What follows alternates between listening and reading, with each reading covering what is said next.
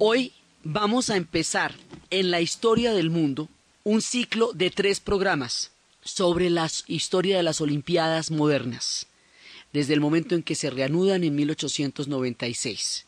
Y después de este ciclo de los 3 programas sobre las Olimpiadas modernas, vamos a empezar la serie de Persia y nos vamos a ir por el mundo increíble y fascinante de los iraníes. Hoy vamos a empezar con la restauración de las Olimpiadas modernas y el primer ciclo, la primera parte hasta la Primera Guerra Mundial, digamos ya hasta las posprimerías de la Segunda Guerra Mundial, cuando son las Olimpiadas de Berlín. El primer ciclo de cómo se restauran los olímpicos en la era moderna.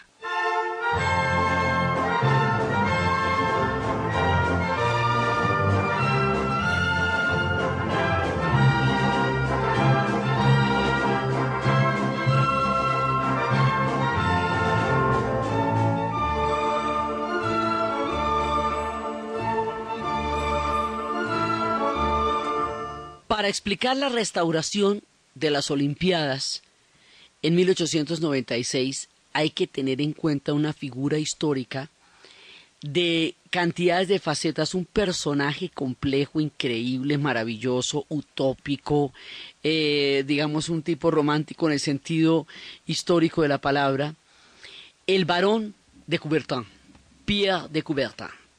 Este personaje, Pierre de Coubertin, barón de Coubertin, ese es un personaje de altísima alcurnia, un aristócrata cuyo linaje se remonta por allá a la época de los patricios romanos, tipo de dedo paradísimo. Historiador, Coubertin es historiador. Y él ama a los griegos, adora a los griegos, su vida, su pasión por la cultura y por la civilización griega lo marcaron para siempre. Y él quería, literalmente, en el sentido histórico y en el sentido, digamos, del túnel del tiempo de la palabra, revivir los Juegos Olímpicos de la Grecia antigua.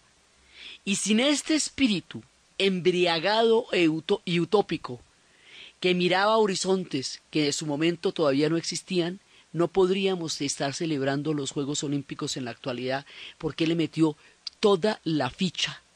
Es el padre, el inspirador y el gestor del proyecto de las Olimpiadas de la era moderna. Entonces, ¿cómo uno va a montar las Olimpiadas de la era moderna? O sea, eso no es una cosa así fácil, que rico, que chusco montarlas. No, a ver, ¿cómo vamos a hacer eso?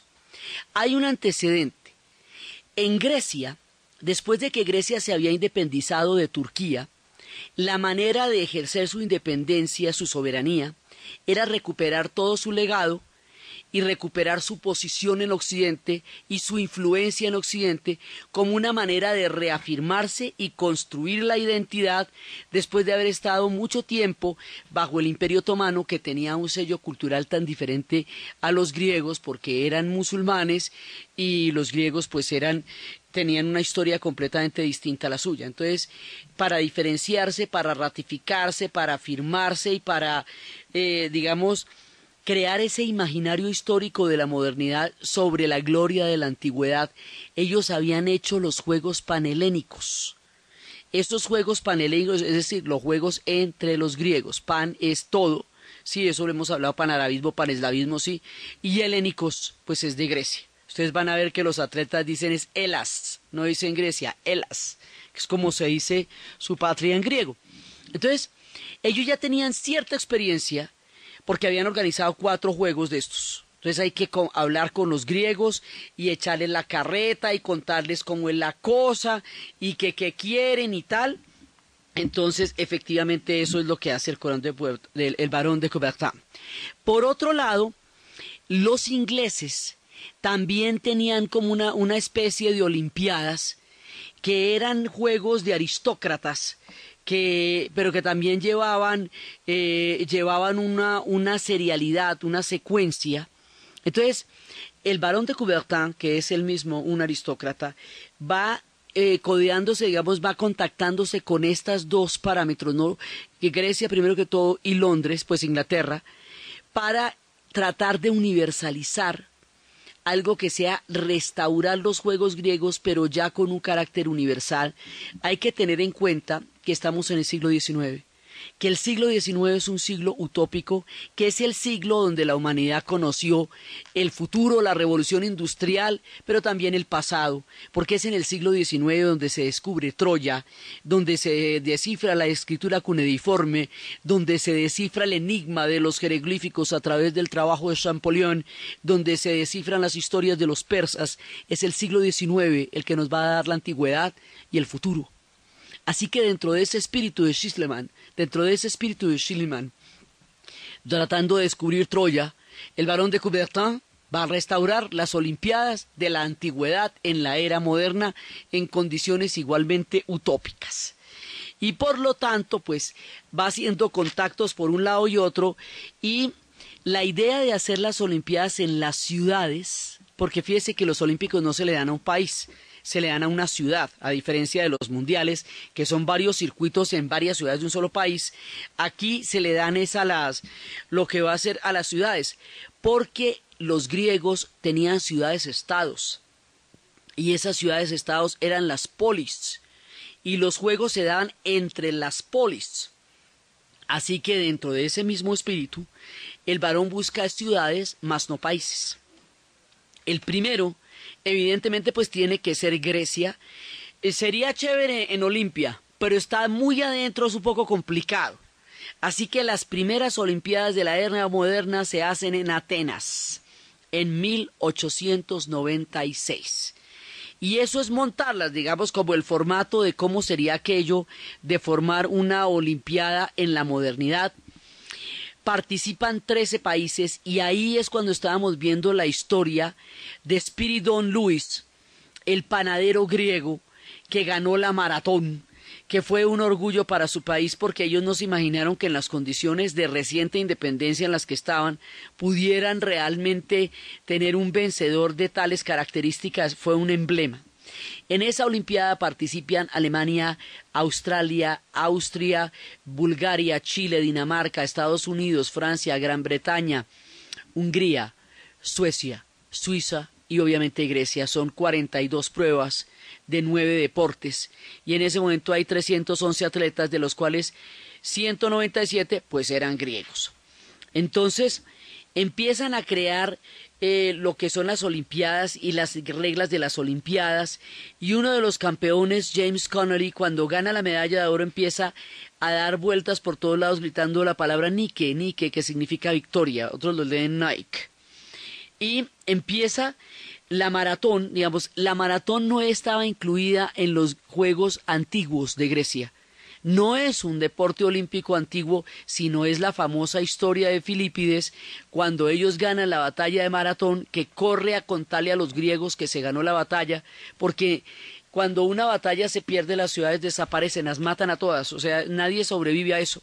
Entonces era para decirle que efectivamente habían ganado la batalla y que no tenían que huir. Por lo tanto, hace semejante carrera de 42 kilómetros y cuando llega, en ese momento, cuando lo cuenta, muere. Entonces, en honor a él, la prueba de la maratón va a ser incluida en las Olimpiadas modernas. Alrededor de este espíritu olímpico hay muchas cosas. Hay el espíritu de la participación, del esfuerzo, del heroísmo, de lo que más adelante dirán, más alto, más lejos, más fuerte, todos los lemas olímpicos que se van a ir acuñando. Pero el barón de Coubertin también ve otra cosa en los alemanes. Resulta que hacía poquito, muy poco, en la guerra franco-prusiana, los alemanes habían derrotado a los franceses en la batalla de Sedan. Eso lo hemos mencionado muchísimas veces como el origen de la cadena que va a llegar a las guerras mundiales. El barón de Coubertin, como es francés, se pregunta también por qué es que los prusianos los derrotaron a ellos tan fácilmente en la batalla de Sedan. Y llega a la conclusión de que los alemanes tienen el concepto del entrenamiento físico, del deporte físico, de la disciplina del cuerpo, y los prusianos practican mucho eso, creen mucho en eso, y dice, eso también tiene que ser parte de la civilización de los pueblos. El deporte, la práctica del cuerpo entrenado. Entonces el barón de Coubertin va a promover eso, el deporte, el cuerpo entrenado, como una manera de hablar también de la civilización y del progreso y de una forma en la cual se entienda que los pueblos progresan en la medida en que tengan grandes deportistas y que tengan gente que trabaje sus cuerpos para encontrar la salud y la prosperidad y la civilización. Todo eso se va dando también en esa idea que hoy por hoy lo que explica el culto a la juventud, la cultura fitness, todo eso, además porque es una época en que por la industrialización la gente está empezando a trabajar en las ciudades. Y al trabajar en las ciudades y no trabajar en los campos, el deporte que naturalmente se hace en el campo, porque todos los oficios requieren que usted haga mucho ejercicio, en las ciudades usted ya no hace ejercicio, viene la época del sedentarismo, entonces es necesario crear actividades físicas dentro de la ciudad. O sea, aquí están los gérmenes de una buena parte de la cultura contemporánea al empezar a hacerse el mundo mucho más urbano. Entonces, el Barón de Coubertin con este montón de ideas logra convencer a todo el mundo y montar la primera Olimpiada. Como pudieron, la montaron. Y esto salió, digamos, ya vuelve el sentido de lo sagrado, el sentido de lo importante de los Juegos. Después, como el Barón de Coubertin es francés, entonces, pues evidentemente, la siguiente vez, porque ya aquí hay una serie de cosas que se van a introducir, que fue, digamos, la prueba de maratón, que es la de Frances Michel Breal, que fue el que la inventó. Ya empiezan a introducir la pistola automática de tiro, la pistola rifle, la pistola libre, el rifle de pequeño calibre, todos, digamos, para ir remarcando. Y es un alemán el que va a obtener los primeros lugares, lo cual hace pensar mucho al Barón de Coubertin qué es lo que tienen los alemanes que tienen tanta posibilidad de triunfar sobre ellos, y eso es lo que lo hace pensar en todo este ideal del cuerpo olímpico, y también toda la generación del amor y de la concordia, todas las cosas que se están dando allá. Entonces, después de eso va a ser la segunda Olimpiada, y la segunda Olimpiada va a ser en París en 1900. La segunda Olimpiada, pues es, digamos, ya la cuota de Estado Nacional que va a poner el Barón de Coubertin para empezar la era moderna con toda, digamos, con toda la dedicación para poderlo hacer en París.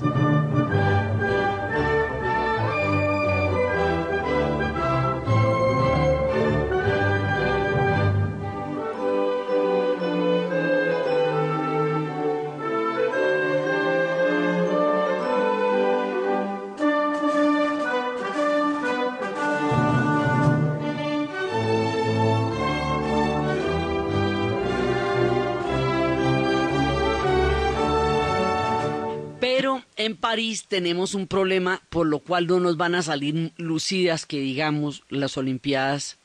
Es que resulta que el 20 de mayo es la exposición universal. Es la que en aquella época había una exposición universal que era donde todo el mundo mostraba sus grandes adelantos. Cuando se hizo en Londres, eso fue que tiraron la casa por la ventana. Y en París la cosa también está del mismo tamaño por la ratificación de ellos como potencias, como imperios, como la glorificación de sus logros.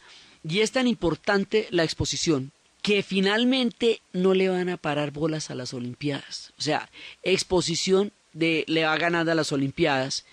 Y tanto que lo llaman Concurso Internacional de Ejercicio Físico y Deportes.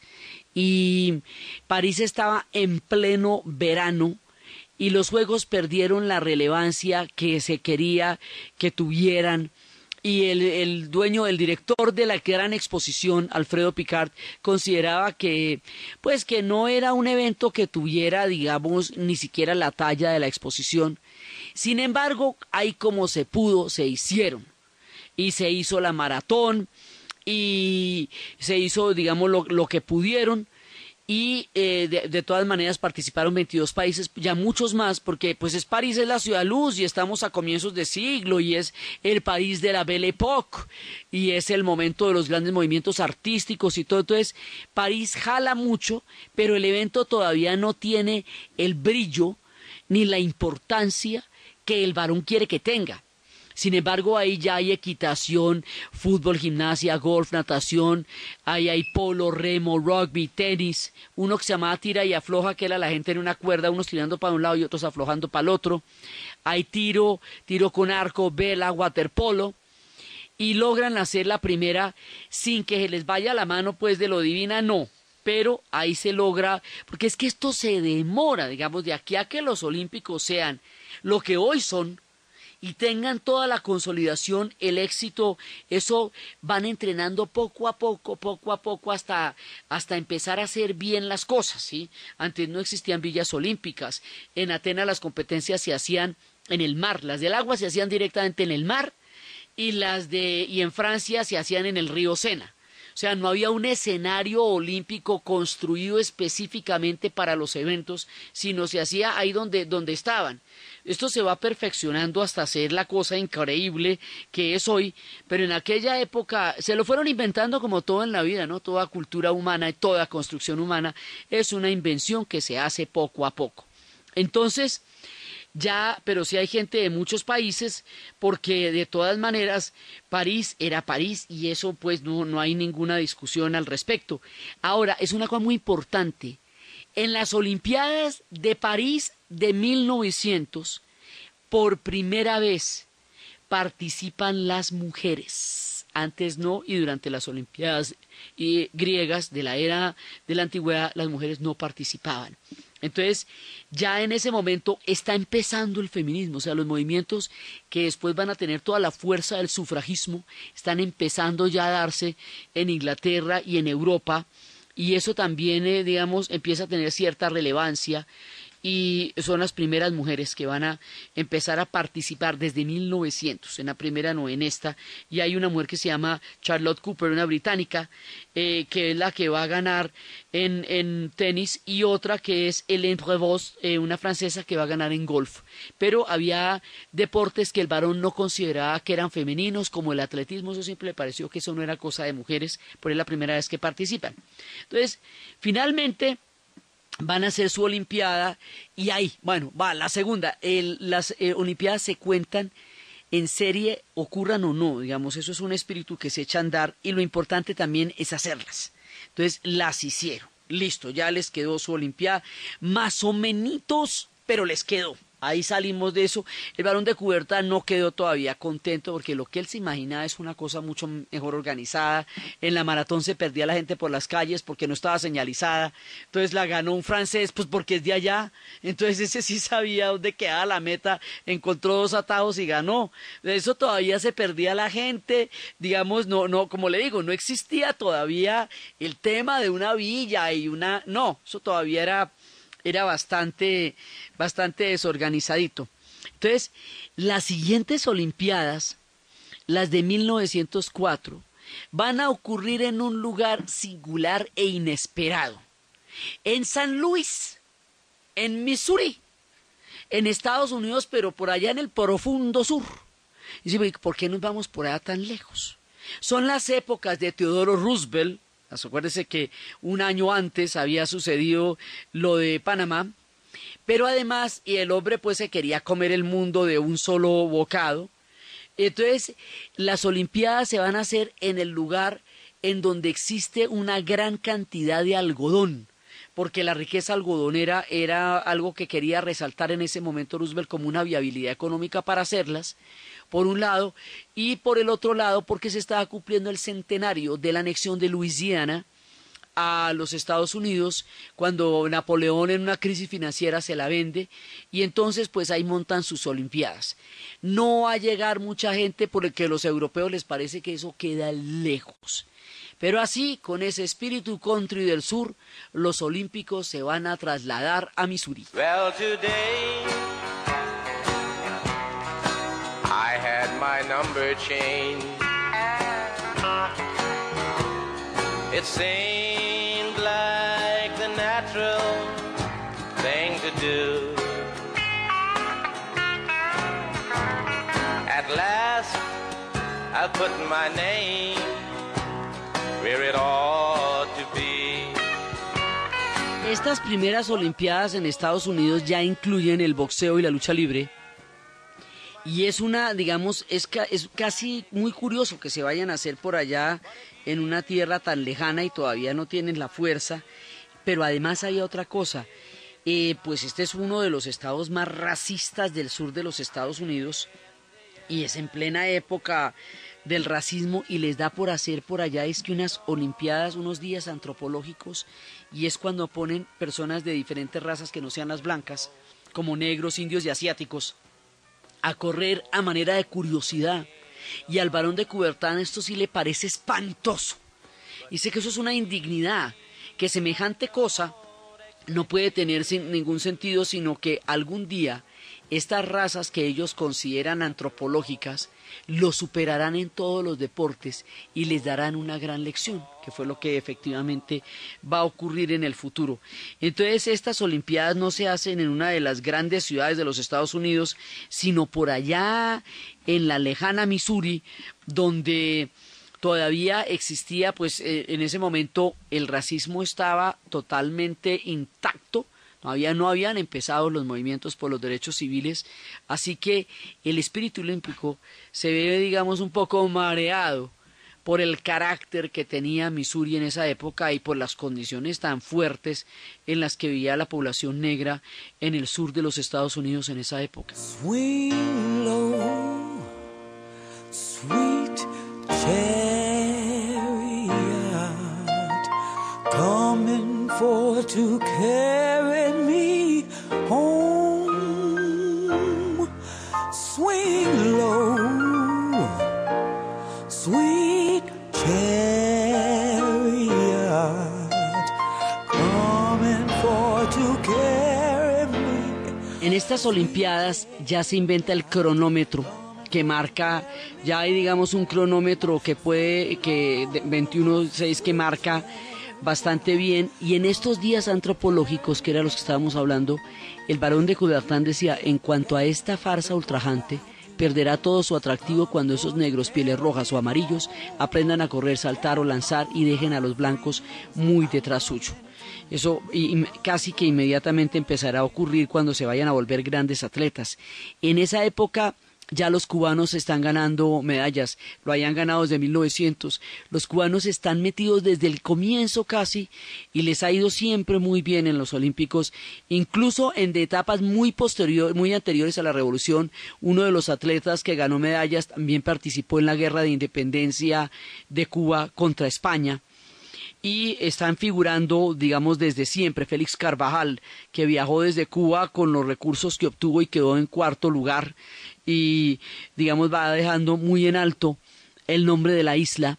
La mayoría de las personas que participaron en estas olimpiadas de los atletas pues eran norteamericanos, porque los otros no viajaron casi, pues había 12 países y de todos los 625 deportistas había 8 mujeres y 525 eran estadounidenses, porque quedaba en aquella época muy lejos y Estados Unidos apenas estaban perfilándose hacia la potencia que más adelante sería. Entonces salen los Olímpicos de Missouri y después de eso la idea era que las siguientes olimpiadas se hicieran en Roma, muy con el espíritu de la antigüedad, pero resulta que en aquella época hubo digamos un estallido del Vesubio, del volcán el Vesubio, en abril de 1906, y todos los recursos que tenía Italia para hacer las olimpiadas los tiene que invertir en el tema de la erupción del Vesubio,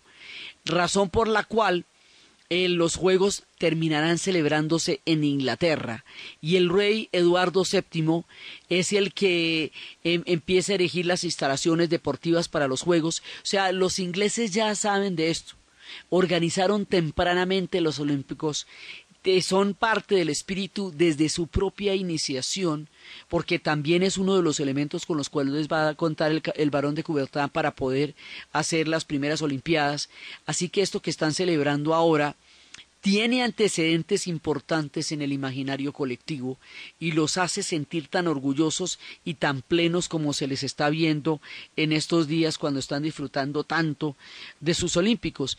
Entonces, las de 1908 se van a hacer en Londres, al no poderse hacer en en ese momento en Italia, y ahí ya tenemos la primera piscina olímpica y ya tenemos la llama para prender el evento. Después todavía no es la llama que se transporta, pero es la llama para prender el evento, y ya empiezan a tener plataformas de maderas para los entrenadores. Digamos, cada olimpiada le va dando más perfil al tema y cada vez esto se va ganando mucho más, y estas olimpiadas empiezan a parecerse bastante más a lo que se estaba imaginando el varón, y salen con bastante más éxito que lo que había ocurrido antes en París.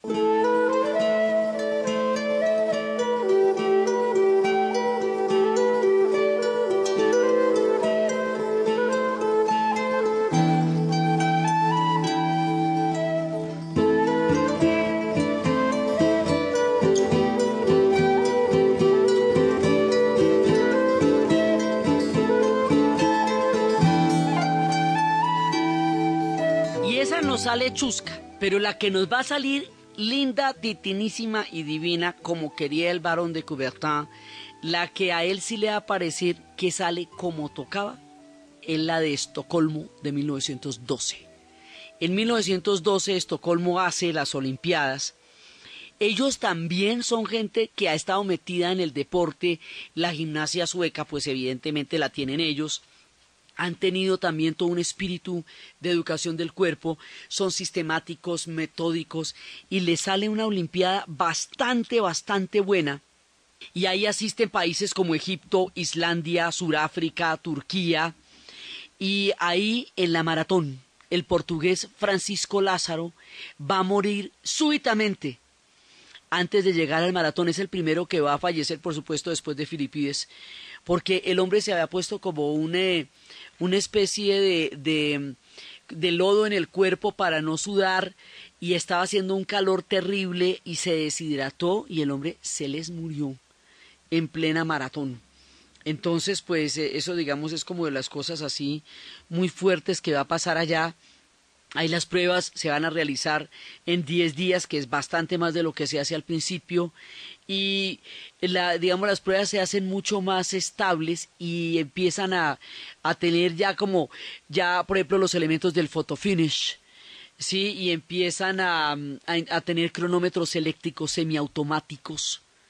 Y también van a ser paralelamente unos olímpicos de música, de literatura, de pintura, donde ya se van a hacer paralelamente, o sea, es el cuerpo y el alma y el espíritu, y se van a hacer estas olimpiadas culturales en donde van a participar diferentes personas. Y Pierre de Coubertin él, digamos, estaba tan contento con el resultado de esto, tan chévere le pareció, que él quería que las siguientes se volvieran a hacer en Suecia. Entonces dijo, no, pero tampoco, mire, se acaban de hacer, démosle la oportunidad a otra ciudad. Y una ciudad, un país que había presentado 4 ciudades como candidatas, y todas parecían muy idóneas para hacerlo, escogieron la capital de ese país porque fue la que más los impresionó. El país que presentó, digamos, sus credenciales para celebrar la siguiente Olimpiada, en ese momento sería Alemania, y la ciudad sería Berlín. Y estas serían las Olimpiadas de 1916. Pero resulta que en 1916 estamos en plena Primera Guerra Mundial. Esto va a ser una tragedia porque muchos de los grandes atletas van a morir en las guerras mundiales, entre el desperdicio tan terrible de vidas que significan esas 2 guerras y la inutilidad fratricida y aterradora que va a significar la Primera Guerra Mundial. Pues se mueren cantidades y cantidades de atletas, de todas estas personas. En Gallipoli, por ejemplo, como en esa época eran los estafetas, ¿no? Los sistemas de comunicaciones no existían, entonces eran los atletas los que corrían de una trinchera a otra, dando las órdenes que mandaban los generales, y una cantidad de jóvenes verdaderamente buenos y sanos se van a morir en esas guerras mundiales, y esta Olimpiada no se va a poder celebrar en Berlín. De todas maneras la contamos, ¿no? O sea, no es que no se cuente porque no se haya celebrado, se cuenta. No decimos menos esa Olimpiada, no, se cuenta porque según el barón de Coubertin el espíritu olímpico no se detiene jamás. Entonces, si no se celebra, de todas maneras el espíritu sobrevivirá y esta se cuenta como olimpiada aunque no haya tenido lugar. Uno de los países que sufrió más durante la Primera Guerra Mundial, pero que realmente sufrió de forma terrible, fue Bélgica, porque Bélgica, en el caso de las guerras mundiales, se enferma de geografía, es el flanco de Francia. Y siempre que se van a meter con Francia, se meten por el ladito y el ladito de Francia es Bélgica. Entonces le va a tocar tan duro la Primera Guerra Mundial, tan duro, y una de las ciudades que más castigada va a quedar por la guerra, a esa ciudad le dan, digamos, como premio, como oportunidad, como chance, la sede de los Olímpicos. Todos los demás se van corriendo porque todo el mundo queda bastante maltrecho, pero un poco como para darle un estímulo a esa ciudad que sufrió tanto. Las siguientes Olimpiadas, las de 1920, van a ser en Amberes, Bélgica, y en esas Olimpiadas no se invitó ni a Alemania, ni a Hungría, ni a Austria, ni a Turquía, ni a Bulgaria. Es decir, a ninguno de los países que estaba del otro lado de los aliados en la Primera Guerra Mundial. No se les expulsa del Comité Olímpico, pero sencillamente no se les invita. Entonces los de Amberes dijeron, no, nosotros como que no vamos a querer ver a ninguno de esos muchachos por acá, porque acabamos de tener una guerra con ellos y quedamos como más o menos disgustados. Entonces, esto no es un boicot, en el sentido en que sí van a ser las Olimpiadas de Los Ángeles y las Olimpiadas de Moscú, pero es una desinvitación, digamos, no los invitan, no los rechazan, pero no los invitan, así que se va a celebrar sin ellos, lo cual además empieza a mostrar como el clima tan complicado, pero en todo caso, el haberlas podido hacer ya era un triunfo muy grande porque acababan de terminar la Primera Guerra Mundial y entonces todavía el mundo estaba y Europa estaba muy maltrecha. Entonces ahí es cuando los finlandeses empiezan a ganarse las carreras, las pruebas de fondo. Hay personajes como John Kelly, que es el padre de la actriz Grace Kelly, y él va a participar en esa prueba, y va a haber un indio norteamericano y un hawaiano, van a empezar a participar otros personajes, y algunos de los grandes de la era dorada de Hollywood van a estar cerca de allá.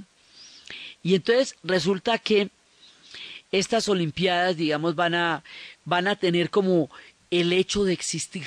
Hoy por hoy el estadio es pequeñito, no existía una villa así como tal.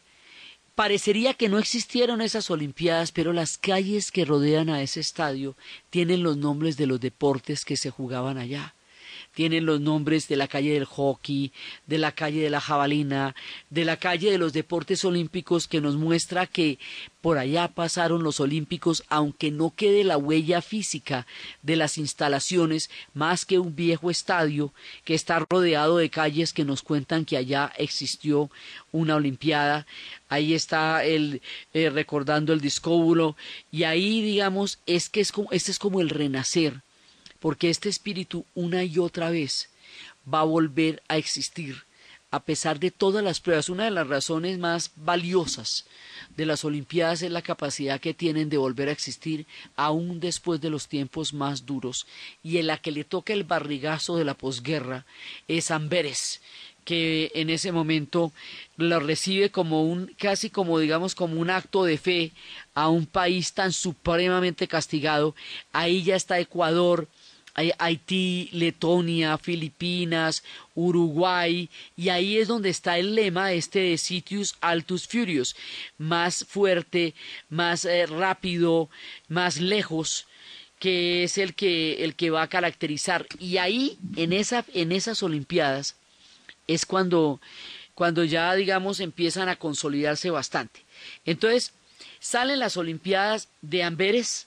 Y bueno, ahí como podemos, pero lo importante, verdaderamente lo importante, es que se puedan celebrar esas Olimpiadas. En la inauguración de esas Olimpiadas se lanzaron miles de palomas blancas, como un deseo de la paz de Europa en la época, y el mundo todavía herido estaba contemplando la fuerza de este espíritu y la capacidad de superar la adversidad. Para que nos queden las cosas bien hechas, y no dejar nada a medias, y en honor al espíritu y al carácter del barón de Coubertin, las Olimpiadas de 1924 se vuelven a hacer en París. A ver si esta vez sí nos queda bonito. Se las habían ofrecido a Ámsterdam, Ámsterdam declina la invitación, entonces se las ofrecieron a París, pero París no estaba muy convencida porque la experiencia de 1900 no le ha parecido la más chévere. Entonces el barón propone Lyon, y cuando dice que Lyon, entonces los parisinos dicen no, si la van a hacer en Lyon, que la hagan de una vez en París. Estas de París sí le quedan muy bonitas. Aquí ya tenemos mucho más deportes acuáticos, tenemos atletismo, boxeo, ciclismo, equitación, esgrima, fútbol, gimnasia, tenemos pentatlón moderno, lucha, polo, remo, rugby, tenis, tiro y vela, eso ya lo tenemos más chévere. Y estas Olimpiadas van a ser muy, digamos, muy buenas. Van a realizar, o sea, con estas queda contento el barón de Coubertin, queda contento porque ahora sí nos quedaron unas Olimpiadas bien bonitas, y es en estas Olimpiadas donde se nos va a aparecer una figura que después la va a recordar todo el mundo. Son las Olimpiadas donde aparece Weissmuller, que es el personaje que aquí va a ganar una gran cantidad de premios, y ese personaje después cuando se retire es el que va a hacer el papel de Tarzán. Y es el que les digo que se va a creer Tarzán y va a morir pensando que es Tarzán. Este personaje en natación empieza a crear como ese arquetipo del cuerpo del nadador como el cuerpo perfecto. Y va a ser un personaje que se va a configurar en un ideal, digamos, del mundo olímpico. Y es la Olimpiada de él, porque ahí es donde se va a fajar con todas las posibilidades. Y es donde después el mundo lo conocerá muchísimo por todas esas películas en las que él hacía el papel de Tarzán. Entonces, esta Olimpiada nos quedó bonita, nos quedó chévere y la vamos a manejar con todo el espíritu. O sea, al fin el hombre sale con una cosa como la que él quería en su ciudad, en la ciudad luz, que sigue de todas maneras y a pesar de todas las adversidades, engalanando al mundo con todo su glamour y su maravilla en las Olimpiadas.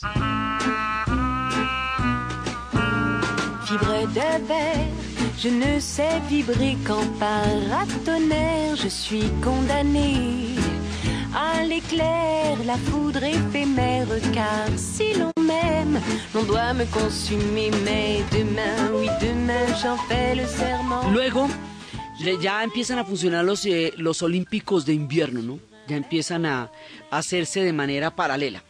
Luego nos vamos para Ámsterdam en 1928, que era los que se les había ofrecido la sede en los Olímpicos anteriores, pero ahora sí lo van a aceptar. Y en esta ocasión va a haber muchísimas historias. Ya para ese momento ha muerto el barón de Coubertin, pero él logró dejar su Olimpiada en París bien bonita. Digamos, al hombre se le terminaron cumpliendo los sueños. A la final logró restaurar el espíritu olímpico en la modernidad, logró convencer a todo el mundo, consolidar los Olímpicos. Después de Suecia quedó muy bien, lograron sobrevivir a la Primera Guerra Mundial y restaurarse después de semejante conflagración tan absolutamente terrible y sin sentido de esta guerra. Y él logra hacer sus Olimpiadas en París como quiso hacer sus Olimpiadas en París. Cuando ya deja, digamos, todo listo, el hombre muere. Ya no va a estar para las de Ámsterdam. Ahí ya empieza a haber atletismo para mujeres, cosa que a él no le parecía, porque él creía que había deportes que eran femeninos y otros que no. Entonces a él le parecía que el tenis y el polo sí eran muy titinos, pero el atletismo no le parecía para las mujeres. Aquí va a haber competencias de mujeres de atletismo. Y ya el oro se lo va a llevar Betty Robinson. Y aquí empieza, también llega, en estas va a participar Douglas MacArthur, nuestro MacArthur. Entonces aquí hay un personaje que se llama János Garay. Él es un esgrimista, digamos, de gran categoría, que va a ganar muchas cosas. Ese personaje es de origen judío también, va a morir en un campo de concentración. Es el personaje que se ve representado en una película que se llama Sunshine, El amanecer de un siglo. Y ahí ya prendemos la llama en los estadios con con la idea de de Prometeo, que le quita el fuego a los dioses para dárselo a los hombres. Y en ese momento, los uruguayos que han estado participando le dicen a Jules Rimet cómo es posible que ya se hayan organizado varias olimpiadas, que ya esto se haya consolidado y no hayamos sido capaces de hacer un solo mundial de fútbol. Entonces, mire, si nosotros ganamos fútbol, si ganamos el campeonato la olimpiada de fútbol en Ámsterdam, le dicen a Jules Rimet, organizamos el primer mundial en Uruguay.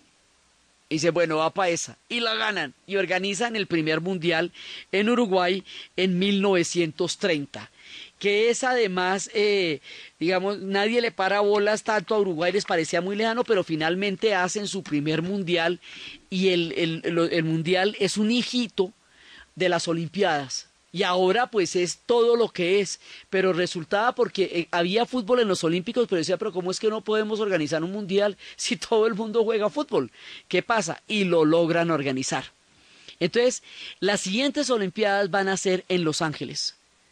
¿Y cómo les parece? Ya en esas Olimpiadas empieza a ver lo que llaman el patrocinio. Coca-Cola va a hacer la publicidad. Y ahí el encargado de organizar la ceremonia de apertura es ni más ni menos que Cecil B. DeMille. Resulta que cuando surge la televisión, Cecil B. DeMille, antiguo pues gran cineasta, se pone a pensar qué puede hacer el cine que pueda ganarle a la televisión. Dice superproducciones, grandes escenarios que no cabían en la pantalla chica. Entonces él es el que hace las grandes producciones de 20,000 extras de Hollywood, y él es el que hace los 10 mandamientos, y él es el que hace todas esas grandes películas. Ese tipo sabía de espectacularidades. A ese le encargan la inauguración de los Olímpicos de Los Ángeles. Y allá empieza, digamos, el ideal de toda esta época. Y hay una cosa muy curiosa, estas Olimpiadas se hacen en 1932. En 1932 todavía está en vigencia la prohibición, así que Italia y Francia llevan vino a la Villa Olímpica porque saben que es muy difícil conseguir alcohol en los Estados Unidos. Entonces les dice que ¿cómo así que van a llevar alcohol? Dice, no, es que no ve que nosotros utilizamos esos para pasar la comida y aquí ustedes no beben nada, toca cargar el vinito porque ¿qué le vamos a hacer? Y ahí están un montón de actores de Hollywood, Gary Cooper, está Charles Chaplin, está Buster Keaton, está Douglas Fairbanks, todos ellos están mirando y asistiendo y contemplando, y ahí, digamos, esa Olimpiada empieza a anunciar como la presencia de los Estados Unidos en el escenario de los Olímpicos ya de una manera fastuosa, impresionante, no con esta extraña carácter que van a tener los de San Luis. No, estos son unas Olimpiadas de verdad, pues digamos con Cecil B. DeMille y con todo el combo. Y las siguientes Olimpiadas se van a celebrar en Berlín en 1936. Cuando la sede se le da a Berlín, se le da a la República de Weimar, porque se celebra que Alemania haya vuelto a instaurar una república después de haber vivido la terrible experiencia de la Primera Guerra Mundial, cuando han caído todas las dinastías en el tiempo de la caída de las águilas. Pero resulta que para el momento en que se realiza la Olimpiada, Alemania ya no es una república.